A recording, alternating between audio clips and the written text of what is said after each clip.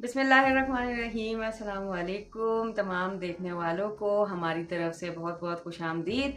और एस्ट्रो गपशप में एक दफ़ा फिर आपकी मेज़बान हिना हाजिर हैं अपने माहिर फल्कियात मोहम्मद वाकिर साहब के साथ, जिनको हम अब वेलकम करेंगे प्रोग्राम में। अस्सलाम वालेकुम, क्या हाल चाल है आपके? जी अस्सलाम वालेकुम, कैसे हैं जी आप? ठीक है। शुक्र अल्लाह का जी। कैसे गुजर रहे हैं आपके रमज़ान?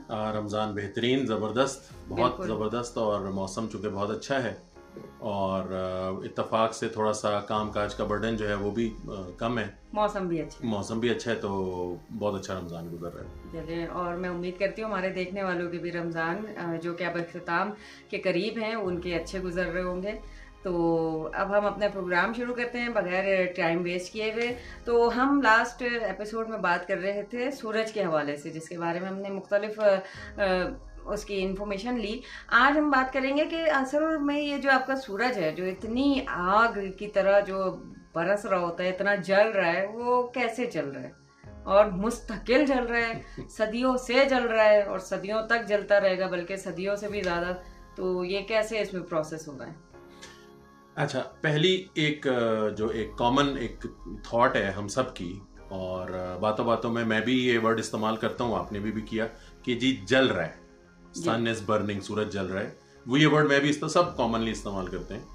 एक्चुअली ये जल नहीं रहा, सूरज में बर्निंग नहीं हो रही है। ये मैं आपको बता दूं, बर्निंग जो है वो एक केमिकल प्रोसेस है, केमिकल रिएक्शन है। तो सन के अंदर केमिकल रिएक्शन नहीं हो रहा, और केमिकल रिएक्शन का ताल्लुक होता है एटम्स की इलेक्ट्रॉनिक कन्फिगरेशन से। यानी जब आप किसी चीज को जलाते हैं तो उसकी इलेक्ट्रॉनिक कन्फिगरेशन जो है वो इन्वॉल्व होती है उसके अंदर।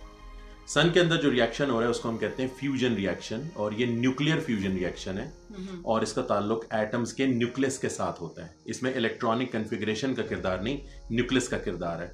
तो पहली तो ये एक हमारी साइंटिफिक मिस्टेक है, मैं रिपीट कर रहा हूँ, इंक्लूडिंग माई सेल्फ, एवरीवन, कि बर्निंग नहीं है, इसको हम फ्यूजन कहते हैं। लेकिन चूंकि अवाम के लिए ये वर्ड्स थोड़े से मुश्किल हो वहां जाते पे हैं। शोला नहीं है, शोले हैं, लेकिन बर्निंग का अमल नहीं है। जो burning is because of oxygen.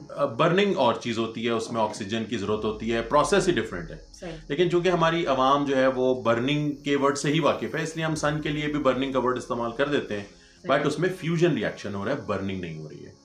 इस वजह से वो दहक रहा है। दहकना जो है वो फिर वही वाली बात है कि ये एक ऐसा प्रोसेस है जिसको हम जमीन पे बर्निंग के साथ देखते हैं। तो वो अभी मैं आपको समझाता हूँ कि दहकना जो है या उसका जो हीट का जो प्रोसेस है वो कैसे आता है सामने। बट एक्चुअली सन के अंदर फ्यूजन रिएक्शन चल रहा है। सही है। ये जिस तरह हमारी जमीन बनी हुई है मुख्तलिफ लेयर्स में, सन भी इसी तरह से बना हुआ है। बिल्कुल ऐसे ही है जी। सन जो है उसकी भी डिफरेंट लेयर्स हैं, और बिल्कुल। और लेकिन ये बड़ी ज़बरदस्त बात आपने की है कि ज़मीन की जो लेयर्स हैं, हमने तो कभी ज़मीन के अंदर जाके भी नहीं देखा कि इसकी लेयर्स हैं कि नहीं। बिल्कुल। और लेकिन हमें पता है, इनडायरेक्टली हमें उसका अंदाज़ा है, फिजिक्स के कवानीन हम इस्तेमाल करते हैं। तो सन तो फिर दूर भी है, एक तो ज़मीन पे तो हम बैठे हुए हैं, फिर भी हम इसके अंदर कभी नहीं गए। सन दूर है, लेकिन फिर भी हमने उसकी इनर लेयर्स को आइडेंटिफाई किया है और करेक्टली किया है। तो बिल्कुल सन की लेयर्स हैं। तो कितनी लेयर्स हैं सन की लेयर्स को? अच्छा, पहली बात तो ये कि सन जो है वो मेड अप ऑफ प्लाज्मा है, प्लाज्मा का बना हुआ है। फोर्थ स्टेट ऑफ मैटर है, और प्लाज्मा गैशियस स्टेट में होती है नॉर्मली, यानी गैशियस स्टेट की तरह होती है। अच्छा, प्लाज्मा, मतलब सन एक बेहतरीन एग्जांपल है किसी को बताने के लिए कि fourth state of matter is sun. जी डेफिनेटली। क्योंकि अक्सर लोग पूछते हैं ना प्लाज्मा आप क्या चीज है, क्योंकि हमें तो हमेशा पढ़ाया गया है ना सॉलिड, लिक्विड और गैस। तो ये फोर्थ स्टेट ऑफ मैटर है प्लाज्मा, जिसकी के सबसे बड़ी सी एग्जांपल है सन। सन डेफिनेटली। और सन जो है उसका जो सबसे इनर पार्ट है, बिल्कुल जो सेंटर वाला पार्ट है, बिल्कुल अर्थ के हवाले से जैसे आपने बात की, तो हम भी अपने इनर पार्ट को कोर कहते हैं। तो सन का जो बिल्कुल सेंटर वाला पार्ट है उसको भी हम कोर कहते हैं, that is the core of the sun. इसके बाद जो अपर लेयर है सन की, कोर के ऊपर जो अपर लेयर है उसको कहते हैं radiative zone, that is called radiative zone.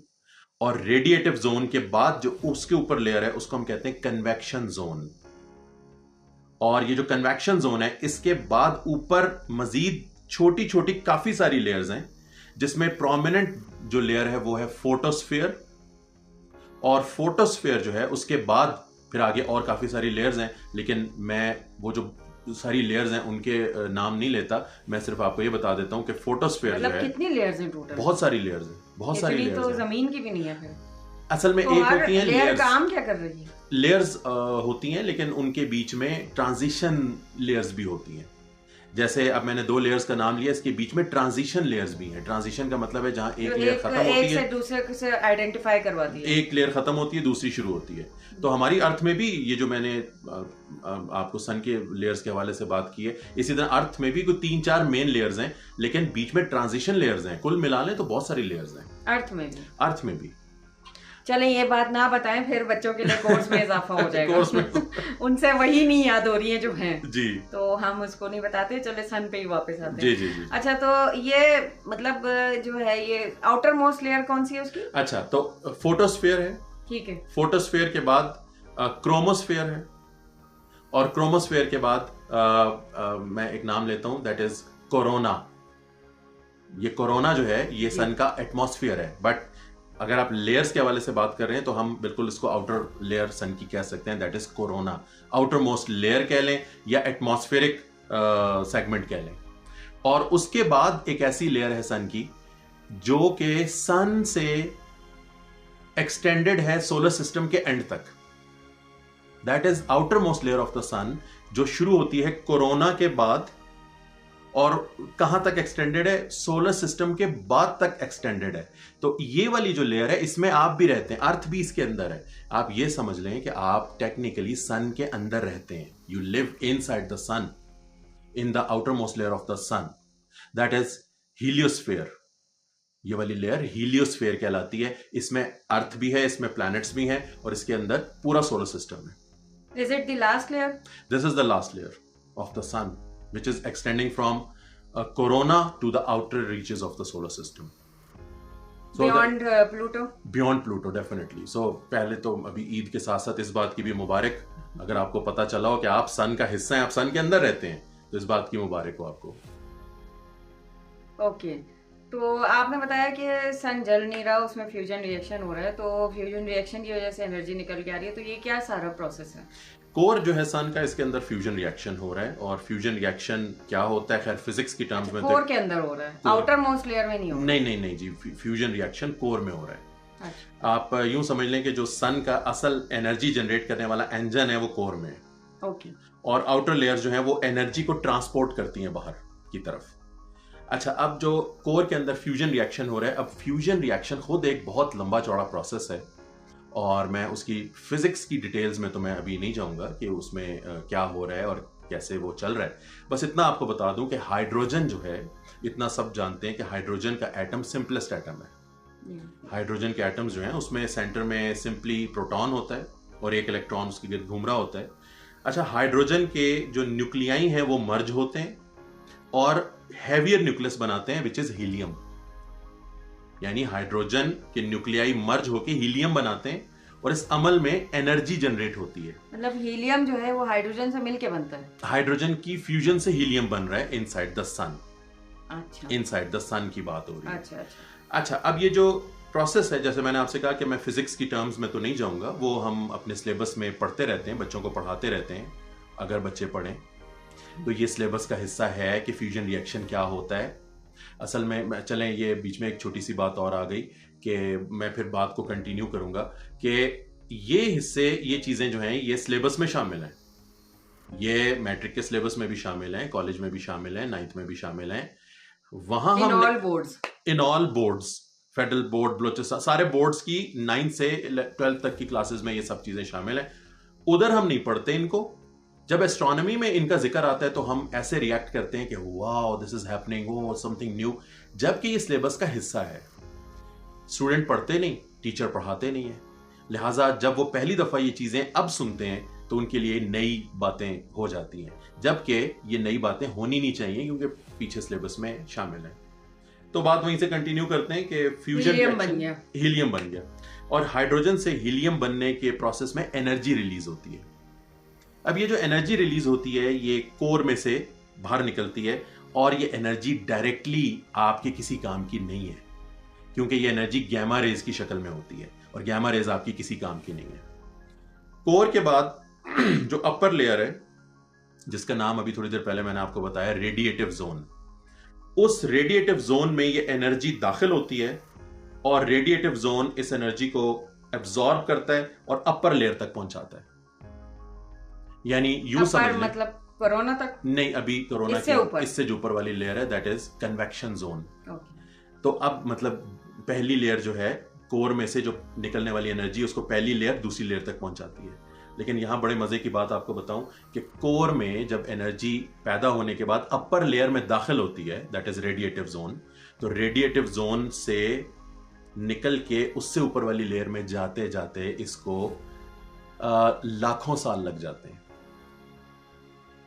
लाखों साल फासले की वजह से? नहीं, फासले की वजह से नहीं, डेंसिटी बहुत ज्यादा है वहां पर, और जो एनर्जी है उसको ट्रैवल वो स्ट्रेट लाइन में नहीं करती, जिगजैग पाथ में ट्रैवल करती है। फोटॉन्स जिगजैग पाथ में ट्रैवल करते हैं। लाखों साल रेडिएटिव जोन में ही ये फोटॉन्स ट्रैप रहते हैं, और लाखों साल के बाद ये एनर्जी जो कोर से निकली थी ये रेडिएटिव जोन को क्रॉस करके अपर लेयर में पहुंचती है।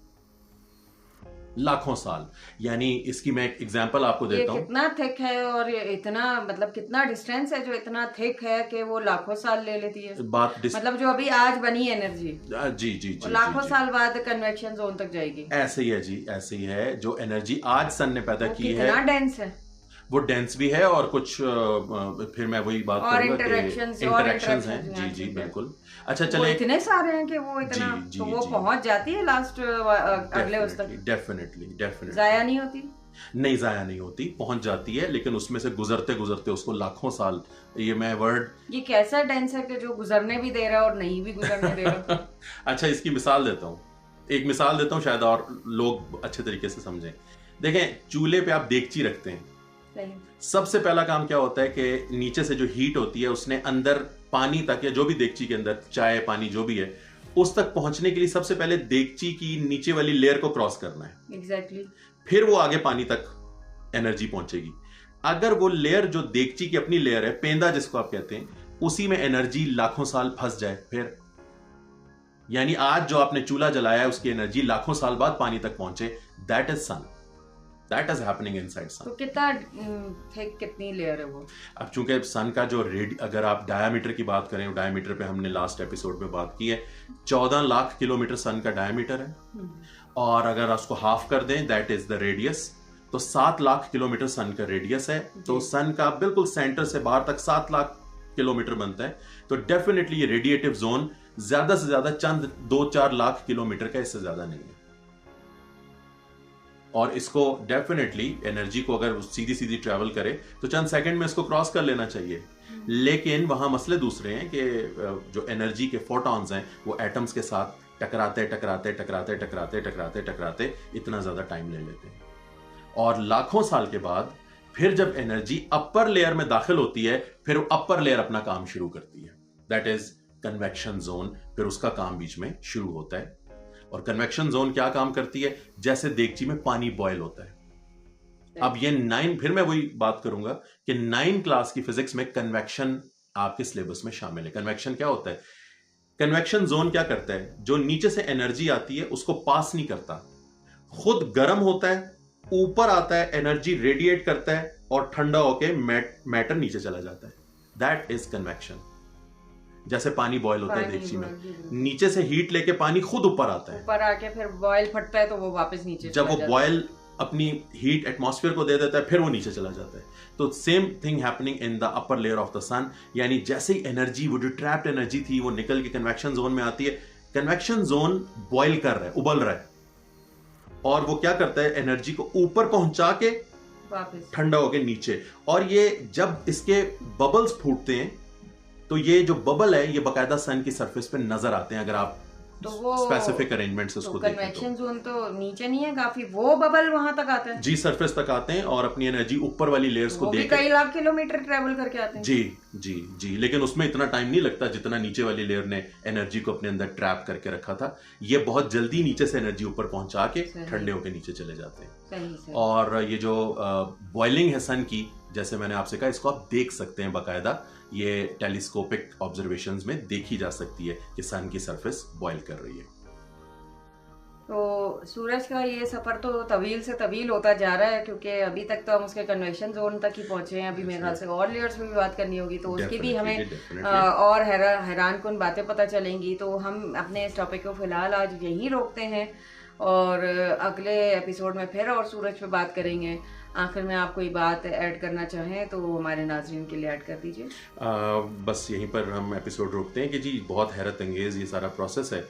तो बस आखिरी बात ये है कि सन की सरफेस पे जब एनर्जी पहुंच जाती है, फिर सन की सरफेस से वो एनर्जी लाइट की शक्ल में और हीट की शक्ल में आप तक पहुंचती है 8 मिनट 16 सेकंड में। यानी सन से अर्थ तक का सफर 8 मिनट 16 सेकंड का है, जबकि कोर से सरफेस तक का सफर लाखों साल का है। तो आज आपने जो धूप हासिल की है और जो लाइट हासिल की है, वो लाखों साल पहले वो एनर्जी सन में बनी थी, आज आप तक पहुंची है। स्पेस में कुछ भी चीज़ जल्दी नहीं होती है। हम बहुत ये कहें कि हम आज माजी में जी रहे हैं क्योंकि जो हमें आज रोशनी मिली है वो लाखों साल पहले की बनी हुई है और हम आज जी भी रहे हैं। और जो आज पहुंचे वहां से बनेगी वो अब निकलेगी, तो हम फ्यूचर, मतलब ये एक बहुत ही जंबल सी चीज़ है। तो इस जंबल को और हम जो है सुलझाएंगे अगले एपिसोड में। तब तक के लिए हमें इजाज़त दीजिए, अपना ख्याल रखिए। अल्लाह हाफिज़। अल्लाह हाफिज़। Thank you very much. अल्लाह हाफिज़।